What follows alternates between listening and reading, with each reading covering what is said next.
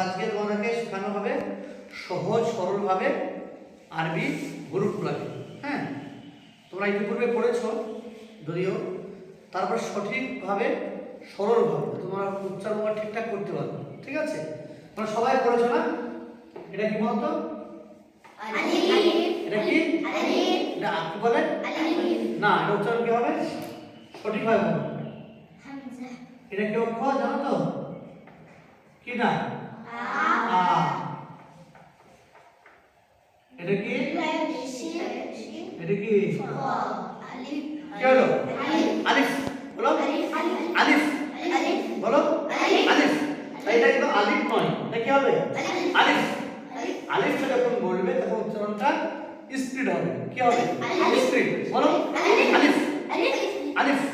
মানে প্রথম অক্ষরটা কি? আলিফ। এরপরে কি হবে? এটা কি? বলো এক আলিফ টান হবে। বা অক্ষরটা এক আলিফ টান হবে, উচ্চারণ হবে দুই ঠোঁট থেকে। কোথা থেকে? ঠোঁট। দেখো দুই ঠোঁট এক জায়গায় লাগাও। বা। বলো বা। বড় সাগর ধরে বলো বা। বাইরে কটা ফোঁটা আছে? একটা। কোথায় আছে? নিচে।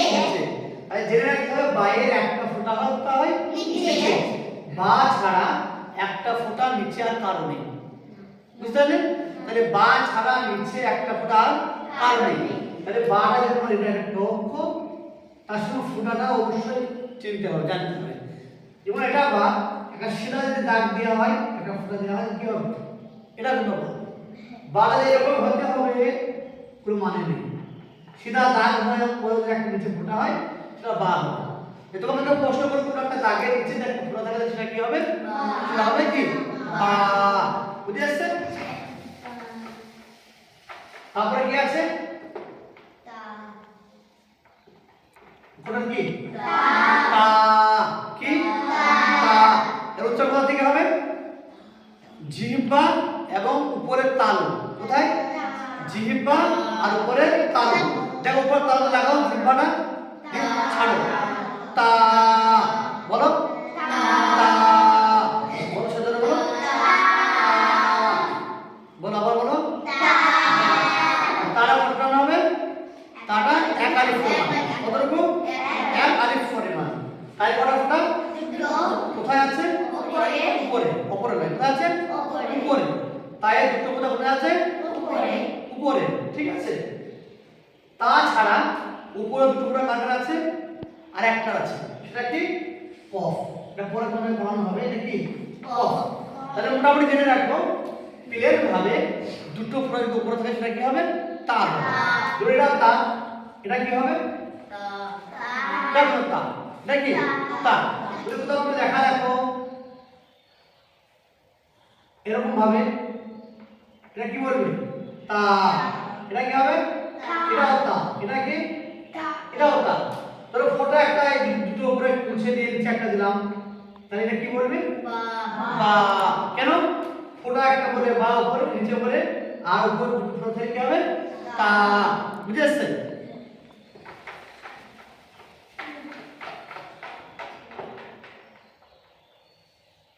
এটা কি? তারপরে কি বলা হয়? জোরে বলো জোরে। তাহলে এটা সা। এই অক্ষরটা কোথা থেকে উচ্চারণ হয়? জিহ্বার আগা, দাঁতের গোড়া আর জিহ্বার আগা, তাই না? বলো দিদি সা। বলো সা। সব জিহ্বাটা হালকা বার করো মুখ থেকে। সা। বলো বলো বলো জোরে বলো বলো। না হচ্ছে না? সা। কি বলো বলো? না, সা নয়, সা। বলো হয়েছে? হ্যাঁ, এটা কি? এটা সা। সাই কটা ফোঁটা আছে? কোথায় আছে? তাই তিনটে ফোঁটা উপরে, তাই না? তাহলে সা ছাড়া তিনটে ফোঁটা কার আছে? আর শিনে। কিসের আছে? শিনে, তাই না? এটা পরে আমরা বোঝাবো, জানাবো। মোটামুটি জেনে রাখো প্লেন ভাবে তিনটে ফোঁটা যদি থাকে উপরে সেটা সা হবে। যেমন ধরো এটা হলো সা, তাই না? যদি এরকম জোড়া করে লেখানো হয়, এটা কি বলবে সা, এটা কি হবে সা, তাই না? এটা কি হবে বা, বা, এটা কি হবে তা, কফ। কেন? মাথায় গোল আছে না, যদি মাথায় গোল না থাকে তাহলে তা হবে, যদি এটা যদি গোল হয়ে যায় লম্বা হয়ে যায় তাহলে এটা তা হবে। বুঝে আসছে? চলো তাহলে সাই কটা কটা কটা তিনটে, তাই না? তাহলে এটা পড়েছ কি বলে ফার্স্টে আলিফ, এটা এটা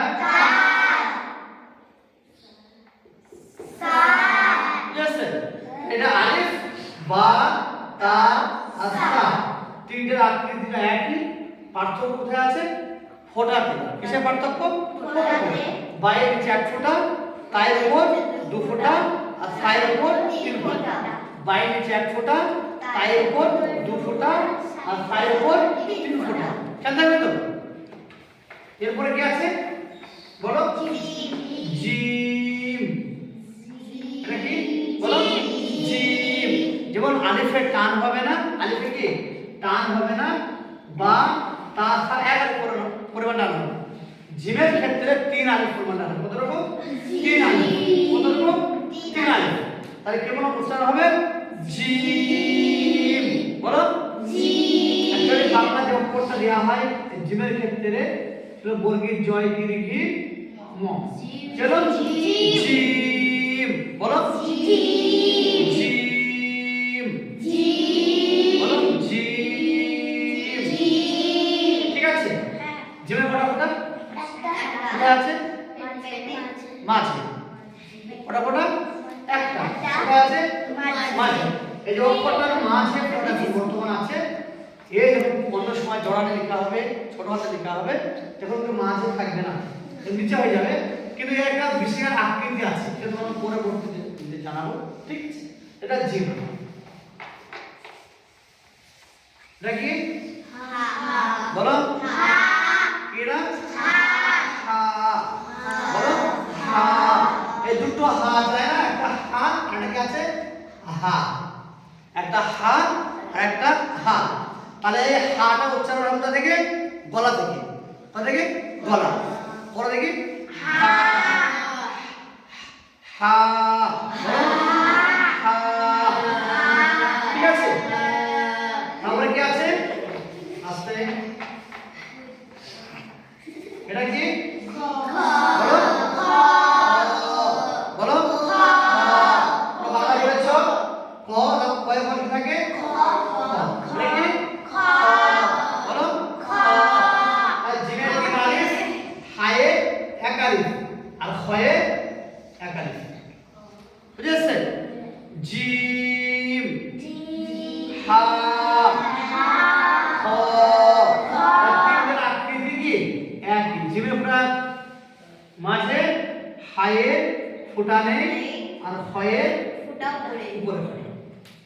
জিমের মাঝে ফোঁটা, হায়ে ফোঁটা নেই, খয়ে উপরে ফোঁটা। বুঝে এসছে? তাহলে তিনটে অক্ষর যখন দেখতে একই, আকৃতিটা একই, তখন তোমার খেয়াল রাখতে হবে ফোঁটাটা। এর একটা বিশেষ রূপ আছে, সেটা কি? যেমন মাথার এইটা, ধরো এটাকে আমি লিখলাম, জিমটাকে লিখতে যাচ্ছি, এটা কি জিম, জিম কফ, জিম কফ। ধরো এটা হা কফ, এটা খ কফ, তাই না? আমি জাস্ট একটা বোঝালাম, কিন্তু এরকমই হবে। জিমটা এরকম হবে, ফোঁটাটা নিচে আসবে, হাইটা এরকম হবে, ফোঁটা থাকবে না, খটা উপরে ফোঁটা হবে, এরকমই হবে। তুমি এখানে কোনো যা লাগাই পারো, তুমি কফিতে ফোঁটাটা মুছে দিয়ে ফা হয়ে যাবে। হ্যাঁ, তুমি যদি এটা মুছে দাও, এটা মুছে দাও, তাহলে এটা নুন হয়ে গেল, তাই না? দুটো ফোঁটা দাও, তা হয়ে গেল, নিচে একটা দাও, তা বা হয়ে গেল। বুঝে আসছে? তাহলে জিম, হা আর খ এরকমই হবে। ঠিক আছে? তাহলে কাজ তোমাদের পড়া এতটুকু থাকবে, বেশি দেবো না। তোমরা কাল সহি শুদ্ধ হবে, সুন্দরভাবে এই খ পর্যন্ত পড়ে আসবে। প্রথমটা হলো কি আলিফ, বলো আলিফ, তারপরে বা, তারপরে কি হবে তা, তারপরে সা, তারপরে জিম, তারপর বলো